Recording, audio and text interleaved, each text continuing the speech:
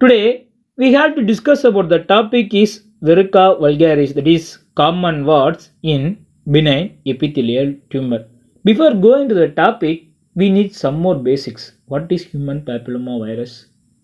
The human papillomavirus is nothing but it is transferred from one person to another. It is transferred via wherever the skin damage occur. This virus can penetrate it to through the skin damaged area. This virus can penetrate the basal cell layer, especially particularly basal. This basal cell having the virus, this virus can multiply in this basal cell. In multiplication, this virus having transcribed protein, particularly E6 and E7. This E6 and E7 protein can transcribe the basal cell DNA. As a result, there is a increase in proliferation of the basal cell. The proliferation depends upon the nature of the virus. If the virus can proliferate earlier, it is called as high risk human papilloma virus. If the proliferation begins after the maturation, that is called as low risk papilloma virus. The maturation, in this case, the maturation is nothing but this basal cell layer get matured into stratum spinosum and then into stratum corneum layer. Before the maturation of the basal cell layer, the proliferation of the basal cell, that is called as high risk human papilloma virus. If the proliferation begins, which means the basal cell layer proliferation begins at before the maturation, that is called as high risk human papilloma virus.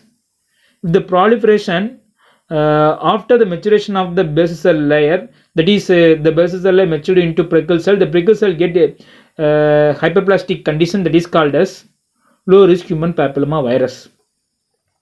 The proliferation is depends upon the nature of the virus. We go to the topic Verruca vulgaris. It is a focal benign human papilloma virus induced hyperplastic of the stratified squamous epithelium. It is mostly due to human papilloma virus type 2. Other type of virus also found, but mostly human papilloma virus type 2 is common. It is contagious.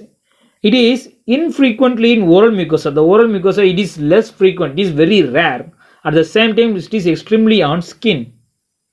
In clinical features, it is mostly arise in children because the immune system is developing in children. So there is a weak immune system is present in the children. So it is commonly affected in children and also affect adults, those who are immunity weak.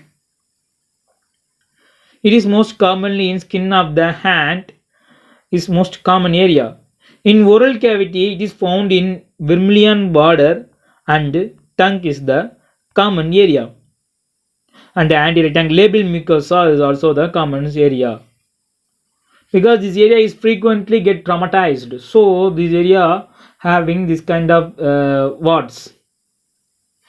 There is a papillary nodule with papillary projection with rough or pebbly surface, which means there is a base having nodule base and a papillary, that is pebbly projection, which look like rough surface.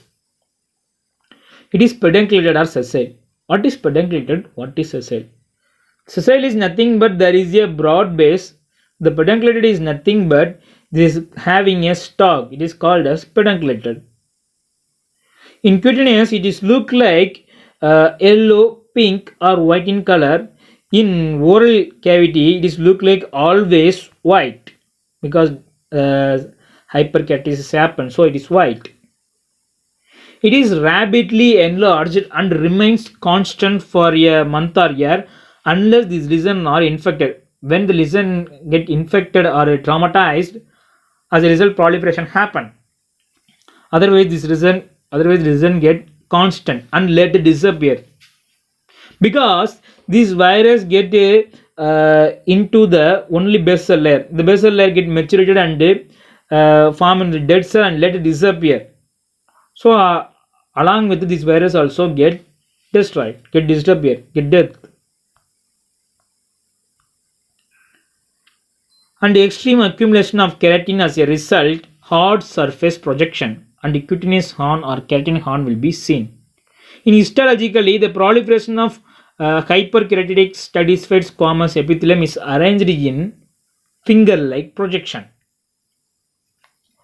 with the connective tissue core, and chronic inflammatory cells also often seen because the chronic inflammatory cells helps to the damage that destroy the virus. At the same time, it is sometimes get traumatized, so the inflammatory cells will be seen.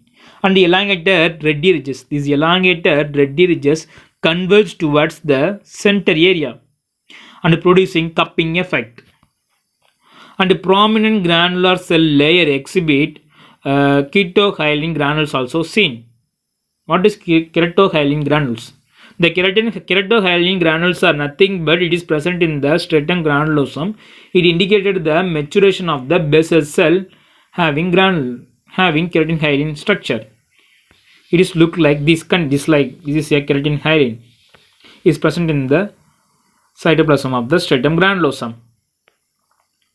And abundant coilocytes also seen. The coilocytes is due to the virus having E4 transcribed DNA. This E4 transcribed DNA get transcribed into the basal layer of the DNA as a result formation of coilocytes. This coilocytes is nothing but this is having small dark nuclei and a halo surface.